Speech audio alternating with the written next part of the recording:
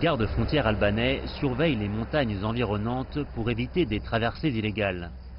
Ils se trouvent près de la ville de Skodra, sur la route principale conduisant à la capitale du Monténégro, Podgorica. Le terrain est accidenté, les températures grimpent régulièrement jusqu'à près de 40 degrés Celsius et des serpents venimeux se cachent dans les buissons.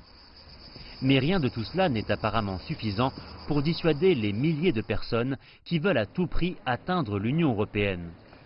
Dans un centre d'accueil de la banlieue de la capitale albanaise, Tirana, des migrants asiatiques nous ont dit que le passage qui traverse le Monténégro et l'Albanie était désormais le plus prisé par les migrants. Ils ont choisi d'éviter la Bulgarie, pourtant bien plus commode, car ils pensent que c'est trop dangereux. C'est plus dur à la frontière. Ils frappent les gens, ils prennent les téléphones, donc nous n'avons que de mauvaises nouvelles. On a là un camp, il est sur la route, je ne sais pas. Ceux qui sont venus ici avant nous, ils donnent cette information, nous ferions mieux de ne pas venir. Le résultat, c'est que le nombre de migrants qui choisissent l'Albanie a augmenté. Une tendance inquiétante, selon l'agence locale de l'ONU pour les réfugiés.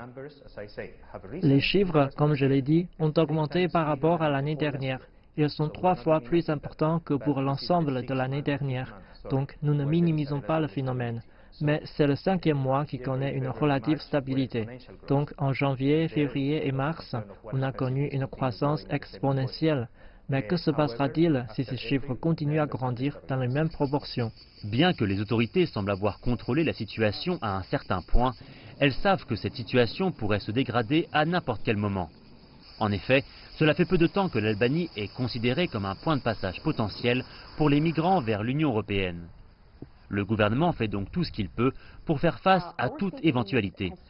Notre police nationale a essayé de travailler dans d'autres directions, pas seulement au niveau de la surveillance des frontières avec des patrouilles et des patrouilles conjointes, mais aussi pour lutter contre les individus et les groupes criminels qui facilitent le passage des migrants illégaux à travers la frontière albanaise pour entrer ensuite dans l'Union européenne.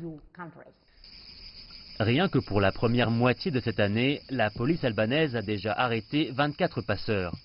Pourtant, nombreux sont ceux à se demander ici si tous ces efforts servent vraiment à quelque chose.